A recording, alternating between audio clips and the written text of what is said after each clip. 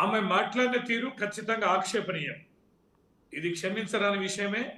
ఇది ఆవిడ రాసిన పార్టీకి నష్టం లేఖలోని కలిగించేది. అంశాలు నిజం కాదంటారా? అంటే ఆక్షేపణ అంటున్నారు అందులో. లేఖ లేఖలోని అంశాలు ఉమ్, బయటకొచ్చినాయి అనే దాని మీద చె- మా సారు వారి వారి ఫాదర్ ఏం అభిప్రాయం చెప్తారు, ఏం నిర్ణయం తీసుకుంటారు అనేది వేచి చూడాలి. అంత ఓపిక లేకపోతే ఎట్లా? దృష్టికి వచ్చింది, ఓకే, అది కేసీఆర్ గారు మాట్లాడతారు. ఇప్పుడు కాళేశ్వరం దాని మీద నోటీసులు వచ్చినాయి, దాని మీద న్యాయ నిపుణులతో మాట్లాడుతున్నారు. ఒక పక్కన ప్రతిపక్ష పార్టీలు, అధికార పక్ష పార్టీలు రెండు, కేంద్రంలో రాష్ట్రంలో అధికార పక్ష పార్టీలు వేధిస్తున్న తీరు, ఇవన్నీ దృష్టిలో పెట్టుకుని ఏం కుప్పలు అడ్డుకపోయినాయనండి? ఎందుకంటే అంత తీవ్ర ఆవేశం, ఎందుకు తొందరపడాలి? ఈ విచారణ ఏంటో ఇదేంటో ముగిసిన తర్వాత తేలదు. ఎడిపోతారు కేసీఆర్ గారు, ఉమ్, విషయాలు ఎడిపోతాయి. ఉమ్, ఈ నిమిషాలు తేల్చాలని ఎందుకు అంత జిద్దుగా వెళ్ళాలి? ఓకే. సరైనది కాదు. లేఖలో అంశాలు ఏంటి, ఉమ్, లేఖ ఎట్లా లీక్ అయింది, దాంట్లో ఎంత మంచి చెడు ఉంది, అవన్నీ ఉమ్, పార్టీ అధిష్టానం చూసుకుంటారు. కేసీఆర్ గారు దేవుడే అన్నారు కదా మీరు, అవును. ఆ దేవుడే చూసుకుంటారు. ఓకే. దేవుడు చూసుకోకుంటుంటారా? ఓకే. దేవుని మీద భారం వేసుకొని ఉండాలి కదా. ఓకే. మీకు అది. లక్షలాది మంది ప్రజలు ఆ దేవుడి కోసం ఎదురు చూస్తున్నారు. ఓకే. మీకే దేవుడు కాదు, మా అందరు కూడా దేవుడే. ఓకే. ఆ దేవుడి ఆదేశాలు వచ్చేంత వరకు ఓపిక ఉండాలి కదా. దేవుడి మీద దండెత్తారా? ఎందుకు అంటే ఇవి విషయాలు కవితకి తెలియదంటారా? అంటే ఇప్పుడు నాకు నాయకుడు కేసీఆర్ అంటున్నారు, నేను రక్తం దారపోసిన పార్టీకి అంటున్నారు, నన్ను దూరం చేయాలని అనుకుంటున్నారు అంటున్నారు. మీరందరికీ కేసీఆర్ ఏదైతే చెప్పారో ఎవరు ఏం మాట్లాడొద్దు, ఇదంతా అయ్యాక ఇప్పుడు మీరే అన్నారు ఎక్కడికి పారిపోతారు, కేసీఆర్ దేవుడు అంటున్నారు, ఆయన వెయిట్ చేయండి, అంత జిద్దెందుకు అని అంటున్నారు. కానీ ఇక్కడ కవిత అలాగా వ్యవహారం ఉండట్లేదు. ఎందుకంటే వచ్చినప్పటి నుంచి కూడా ఆవిడ కొంచెం ఫైర్ మీదనే ఉన్నారు. ఎందుకంటే అవును నేనే రాశాను లేఖని, తప్పేంటి, ఒక కార్యకర్తగా రాస్తే తప్పేంటి, ఒక డాడీకి కూతురు లేఖ రాస్తే తప్పేంటి అని అడుగుతున్నారు. మీరు సంయమనం పాటిస్తున్నారు కరెక్టే, కానీ అదే సంయమనం అట్నుంచి రావట్లేదు కదా. మరి పార్టీకి ఇది డ్యామేజ్ కాదంటారా? లేఖ రాయడంలో విషయం కాదు అక్కడ చర్చ. అదంతా మేము మాట్లాడినాం గతంలో నుంచి, టీవీల నుంచి అది వచ్చిన కానీ మాట్లాడుతున్నాం మేము. లేఖ రాసే సాంప్రదాయం ఉంది, లేఖ రాస్తారు, లేఖ ఎట్లా లీక్ అయింది ఖచ్చితంగా తేల్చాల్సిందే. అంతేకాకుండా ఈ రకంగా సంధించడం, చుట్టూ దయాలు ఉన్నాయనడు, లేకపోతే ఎవరి నాయకత్వాన్ని ఒప్పుకునే ప్రసక్తి లేదనడు, ఇంకా అనేక విషయాలు మాట్లాడుతున్నారు. ఇవి మాట్లాడడం సరైనది కాదు. ఈ రాజకీయ పార్టీనే కాదు, ఉద్యమ పార్టీ కూడా అనేక మంది త్యాగాల ఫలితం. ఆమెనే ఉద్యమం చేయలే. లక్షలాది మంది ఉద్యోగస్తులు, విద్యార్థులు, యువకులు, రైతులు, పామర్లు, పండితులు, మేధావులు మనం ఉన్నాము. దక్కేళ్ళపల్లి రవీందర్ గారు తెలంగాణ ఎలా ఏర్పడింది ఏంటి అనేది మన అందరం కూడా చూసాం. కాకపోతే ఇప్పుడు జరుగుతున్న ఇష్యూలో ఆల్రెడీ పార్టీ అధికారం కోల్పోయింది. పార్టీకి జరిగిన నష్టాన్ని ఎలా పూడ్చుకోవాలని చెప్పి మళ్ళీ చర్చలు జరుపుతున్నారు. మొన్న సిల్వర్ జూబ్లీ ఫంక్షన్లో కూడా పార్టీకి సంబంధించి కొంచెం బూస్టప్ ఇచ్చారు. ఆ తర్వాత నుంచి హరీష్ రావు మాట్లాడారు, ఆ తర్వాత కేటీఆర్ హరీష్ రావు మీటింగ్స్ చేసుకుంటూ ఉన్నారు. ఇప్పుడు కవిత ఇలాగా మాట్లాడుతూ ఉన్నప్పుడు మీరు ఇంకా దానికి రెస్పాండ్ కాకపోతే పార్టీకి ఇంకా డ్యామేజ్ అనుకోవట్లేదా? చెప్తున్నా. ఇప్పుడు మేము కూడా పార్టీ లైన్ లో ఉండే మనుషులమండి. నేను ఒక ఉద్యమకారిని, సుదీర్ఘకాలం కేసీఆర్ గారు అనింది శిష్యుని. మా నాయకుడు ఏమైనా తప్పులు చేస్తే మేము ఖచ్చితంగా కూడా మేము అంటుంటాం. వేరే విషయం అది, పార్టీ ఇంట్రెస్ట్ తో మాట్లాడడం వేరు. ఇప్పుడు వారు పార్టీ ఇంట్రెస్ట్ గా ఏదేదో కుటుంబ పంచాయతీ లాగా ముందుకు తీసుకొస్తున్నారు. మా బీఆర్ఎస్ పార్టీ కేసీఆర్ గారు అంటే తెలంగాణ ప్రజల ప్రతీక వారు, ఈ రాష్ట్రాన్ని తెచ్చిన నేత. వారి మాటలు వారి ఆదేశాలు పాటించి లక్షలాది మంది ఆస్తులు, ఆరోగ్యం, వయస్సుని పనంగా పెట్టి తెలంగాణ ఉద్యమంలో భాగస్వామ్యమైన పెద్ద వ్యవస్థ ఇది. ఊరికనే మా తండ్రి, మా నాయన, మా బిడ్డ, మా అయ్య, మా కొడుకు అని మాట్లాడితే సరైనది కాదు. మేము కూడా మా నాయకుడికి గౌరవించి మేము కూడా మాట్లాడుతున్నాం, కన్సల్ట్ చేస్తున్నాము. ఖచ్చితంగా మాట్లాడాల్సి వస్తే మా నాయకుడి ఆదేశాన్ని మేము శిరసా వహిస్తాం. రవీందర్ గారు మాట్లాడాల్సి వస్తే మాట్లాడతాం. రైట్. ఓకే. ఇప్పుడు డైరెక్ట్ గానే కేటీఆర్ పైన విమర్శలు చేస్తూ ఉన్నారు. ఎందుకు ఇక్కడ దాకా వచ్చింది అంటే, గతంలో రాఖీ కట్టినప్పుడు చాలా అన్యోన్యంగా ఉన్నారు, ఇద్దరు చాలా బాగా రిసీవ్ చేసుకున్నారు. అరెస్ట్ అయినప్పుడు కూడా కేటీఆర్ చాలా పక్కనే ఉన్నారు, ఒక 2-3 సార్లు వెళ్ళి కూడా వచ్చారు. కానీ ఇప్పుడు ఇంత సడన్ గా కేటీఆర్ పైన ఇన్ని వ్యాఖ్యలు చేయడాన్ని ఎలా చూడాలి, ఏం చెప్తారు?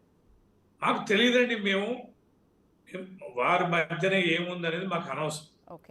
మేము పార్టీలో కీలక బాధ్యతలు మోసేవారం. రీజనల్ పార్టీ ఎలా వ్యవహరిస్తుందో మాకు తెలుసు. నేను కూడా గతంలో తెలుగుదేశం పార్టీలో పనిచేసిన వాడిని. కేసీఆర్ గారి నాయకత్వంలో ఎప్పుడైతే చేరినో వారి నాయకత్వంలో శిరస వహిస్తూ పనిచేస్తాం. కమిట్మెంట్ ఉన్న వాళ్ళం మేము.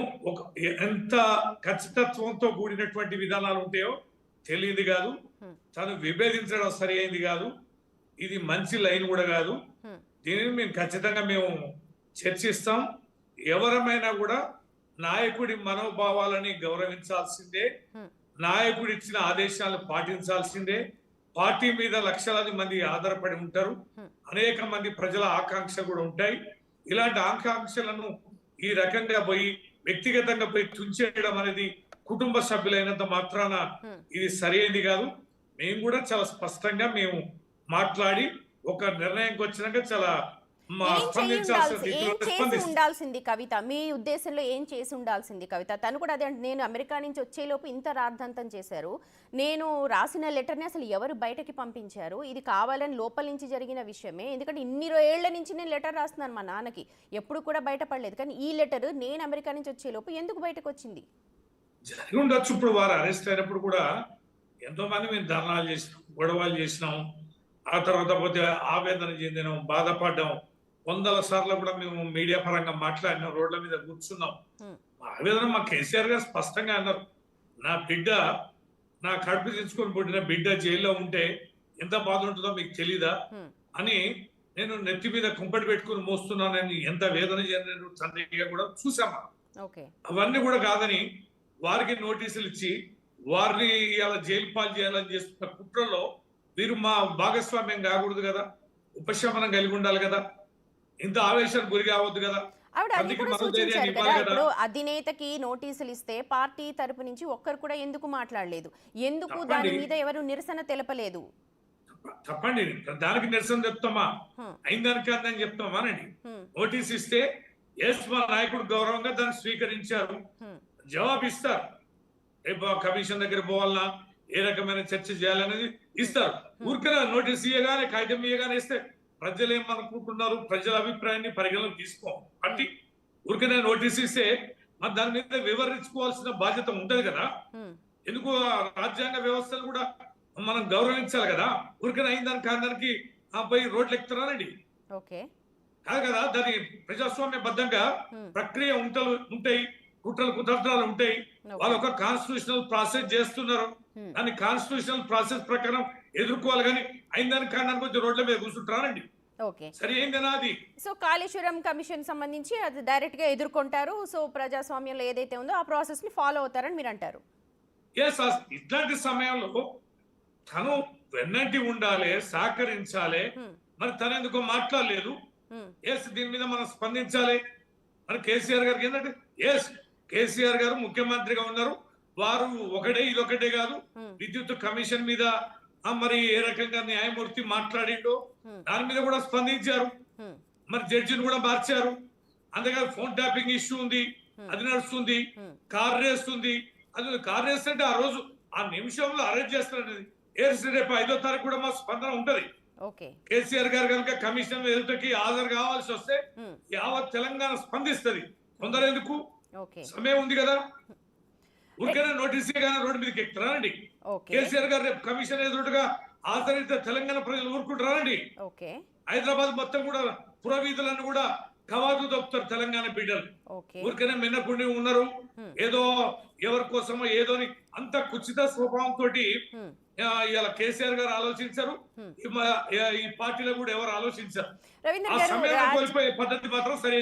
రైట్. ఇప్పుడు కేసీఆర్ కుమార్తెగా ఒక రాజకీయ చతురత ఆవిడకి కూడా ఉంటుంది. ఎందుకంటే పునికి పుచ్చుకొని ఉంటారు, ఎందుకంటే అందులో కూడా ఉన్నారు కాబట్టి. కేసీఆర్ అంత అనుభవం లేకపోయినప్పటికీ కూడా ఇలాగా మాట్లాడితే ఎలాంటి పర్యవసానాలు ఉంటాయి అన్నది ఆవిడకి తెలియకుండానే ఇప్పుడు బయటకు వచ్చారా? ఆడబిడ్డకు అన్యాయం జరిగింది, సొంత పార్టీలోని యూట్యూబ్ ఛానల్స్ పెయిడ్ ఆర్టిస్టులతో నా మీద దుమ్మెత్తిపోశారు అని ఆక్రోశం వెళ్ళగక్కారు. ఇప్పుడు మీరు నన్ను అడిగారండి, ఇది మా ఆదేశం, మా పార్టీ ఆదేశిస్తే నేను మీతో మాట్లాడతాను.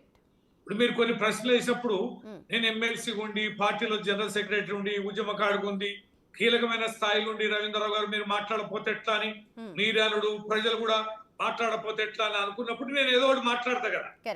మాట్లాడితే తల మీద దుమ్మెత్తి పోసినట్టుగా మాట్లాడితే ఎట్లనండి? ఇప్పుడు మా ఎవరి స్పందనలు వాళ్ళకు ఉంటాయి కదా. అవును. ఇప్పుడు నేను మాట్లాడేది మీరు నన్ను వ్యక్తిగతంగా అడిగితే నా అభిప్రాయంగా నేను మాట్లాడతాను. మా పార్టీ ఏం ఆదేశించలేదు దీని మీద, ఇంకేం మాట్లాడొద్దని అన్నారు. ఓకే. నేను మాట్లాడలేకపోతున్నా అంటే మీరు నన్ను కొన్ని ప్రశ్నలు వేస్తే నేను నా అంతటా నేనుగా స్వయంగా ఈ మీ నిమిషంలో సొంత నిర్ణయం అభిప్రాయం తీసుకొని కావచ్చు, మీకు తెలిసిన అనుభవాన్ని మీరు చెప్తారు. నేను స్పందిస్తానా? మరి ఇక రవీందర్ రావు నాకు వ్యతిరేకంగా మాట్లాడుతున్నా, రవీందర్ రావుతో మాట్లాడించారు, రవీందర్ రావు ఒక పేడ్ ఆర్టిస్ట్ అని చెప్పని నా మీద తీసుకపోతే నేనేం చేస్తా? అట్లా కాదు కదా, వైబ్రేషన్స్ ఉంటాయి. అందుకని ఏంటంటే పార్టీ అనేది చాలా సెంటిమెంట్ ఉంటుంది, చాలా కమిట్మెంట్ ఉంటుంది, చిన్న విషయం కాదు.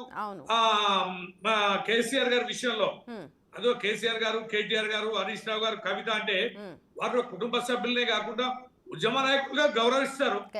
ఉద్యమ నాయకురాలు కేసీఆర్ గారు బిడ్డగా ఉద్యమ నాయకురాలుగా గౌరవిస్తారు. లేకపోతే ఈ నిమిషంలో ఏం జరగో మీకు తెలియదు కాదు. మరి ఎంత తీవ్రంగా ఉండవు ఇంకో నాయకుడు మాట్లాడితే. ఎందుకంటే ఆమె ఉద్యమ నాయకురాలు, స్వతహాగా ఫైటర్, మంచి నాయకురాలు, మా అందరు కూడా గౌరవం. ముఖ్యంగా కేసీఆర్ గారి కూతురుగా చాలా గౌరవం ఇస్తాం. ఆ గౌరవానికి కొంత సమయాన్ని కూడా మేము పాటిస్తాం. అంతే మాత్రాన అట్లా విరుచుకపడం మేము. రవీందర్ గారు కవిత బిహేవియర్ చూసినా సరే, ఎక్కడైనా బయట అంటే అధికారంలో ఉన్నప్పుడు కావచ్చు, తర్వాత కూడా ఎక్కడ కూడా అంత తీవ్ర స్థాయిలో పదాలు వాడడం కానీ లేకపోతే అంత భావాన్ని వ్యక్తపరచడం మనం ఎక్కడ చూడలేదు. చాలా డీసెంట్గానే మాట్లాడేవారు గతంలో కూడా.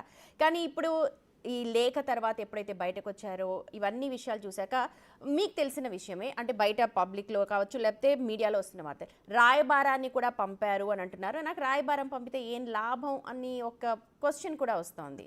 నిజంగా రాయబారం పంపారా? మరి అట్లా కాదండి, ఏదన్నా మరి కుటుంబంలో ఏదైనా విషయం చర్చకు వస్తే మధ్యవర్తులు బంధువులు మాట్లాడరా అండి. ఓకే. రాయబారం మాట్లాడొద్దంటే మరి డైరెక్ట్ కేసీఆర్ గారు పిలిపించుకొని మాట్లాడతారా? మొదలు అభిప్రాయాలు ఏంది, ఎందుకు జరిగింది, ఏమనుకుంటున్నారు అనేది అభిప్రాయం తీసుకుంటారు కదా. అంటే మీరు దేన్ని గౌరవిస్తానట్టు? అంటే కన్సల్టేషన్ కూడా మీరు గౌరవిస్తారు. అంటే మీరు ఏదైనా నిర్ణయం తీసుకున్నారా? మన నిర్ణయం తీసుకుంటే ఇదంతా ఎందుకు? మరి మన నిర్ణయం తీసుకుంటే కన్సల్టేషన్ అయితే ఉంటది కదా. ఓకే. కూతురే కదా, పిలిచి మాట్లాడొచ్చు కదా, లేకపోతే తండ్రే కదా, సమయం ఉంటది కదా. కేసీఆర్ గారు ఏం పని మీద ఉండండి, మనకి తెలియదు ఏమున్నది. కేసీఆర్ గారు ఏదైనా పని మీద ఉంటే మనస వాచ కర్మన అదే పని మీద ఉంటారు. ఎంత తీవ్రమైన విషయం అండి, ఎంత అద్భుతమైన ప్రాజెక్టు కాళేశ్వరం. కాళేశ్వరం అనేది వీళ్ళొక కుంగిన పిల్లల గురించి వాళ్ళు ఇలా చిత్రీకరిస్తున్నారు. కాళేశ్వరం అనేది తెలంగాణ ప్రజల ఆకాంక్ష, జీవనాడి. కానీ అక్కడ రైట్, ఇప్పుడు మనం డీవియేట్ అవ్వదు, ఎందుకంటే అక్కడ కుంగిన విషయం అక్కడ కనిపిస్తోంది. అంత తీవ్రమైన విషయం మీద వారు ఉన్నారు అంటున్నా నేను. ఓకే. నోటీస్ ఇచ్చారు, న్యాయ నిపుణులతో మాట్లాడుతున్నారు, ఏ రకంగా ప్రిపేర్ కానీ ఈ టైంన ఇక బిడ్డను కూర్చోబెట్టుకొని ఏం పంచాయతీ బిడ్డ అంటే 4 రోజులు. కాళేశ్వరం కమిషన్ మీరు అన్నట్టు చట్టం తన పని చేస్తుంది, కాళేశ్వరం కమిషన్ నోటీసులు ఇచ్చింది, వెళ్ళి హాజరవుతారు. కానీ ఇక్కడ పార్టీ ప్రతిష్టకు దెబ్బ కలుగుతోంది కదా. పార్టీ ప్రతిష్టను ఎవరు దెబ్బతీస్తున్నారండి? మేము అదే అడుగుతున్నాం. మీరు ఎవరు ఇంతవరకు కూతురే దెబ్బతీస్తే ఎట్లనండి? కూతురే దెబ్బతీయకూడదు కదా. ప్రతిష్టకి ఏం ఇబ్బంది అండి? బ్రహ్మాండంగా బహిరంగ సభ జరుపుకున్నాం, లక్షలాది మంది ప్రజలు వచ్చారు. మీరు మీడియా అంతా కూడా అద్భుతమైన సక్సెస్ జరిగిన సభ అన్నారు. మా పార్టీ నాయకత్వం అంతా కూడా చాలా సంబరాలు చేసుకున్నారు. ఏడుందండి ఇబ్బంది? ప్రజలు కూడా స్వాగతం చెప్తున్నారు. ప్రజాక్షేత్రంలో ఓట్ల కొనుగోలు సంబంధించి కానీ, కరెంటు సంబంధించి కానీ, సాగునీరు సంబంధించి కానీ ప్రతి అంశాలు అద్భుతంగా స్పందిస్తున్నారు.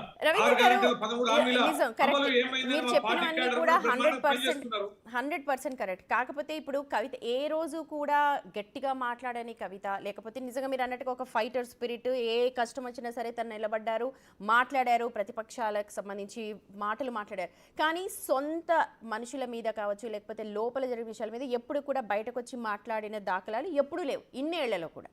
ఇవాళ ఇంత ఫియర్స్గా అంటే ఇంత పదజాలంతో మాట్లాడడానికి ఏమై ఉండొచ్చు అనుకుంటారు కారణం? నేను ఒకటేనండి, ఇప్పుడు భేదాభిప్రాయాలు ఉన్నాయని తనే చెప్తున్నారు, చాలా కఠినంగా మాట్లాడుతున్నారు. మరి ఇంత ఉన్నప్పుడు కాగితం ఎందుకు రాయాలండి? భిన్నాభిప్రాయం లేకపోతే పాజిటివ్ మేనర్స్ అయితే